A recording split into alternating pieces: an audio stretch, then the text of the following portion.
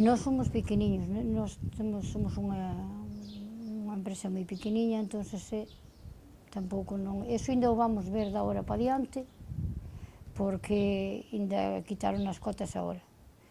Pero, bueno, eu penso que eso que non está ben, porque agora a xente pode poñerse miles de litros, e pensan que lle vai...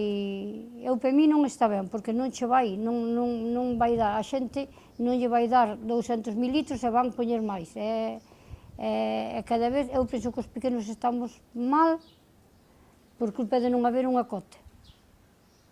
Porque din que hai excedente no mercado, e por nós non é.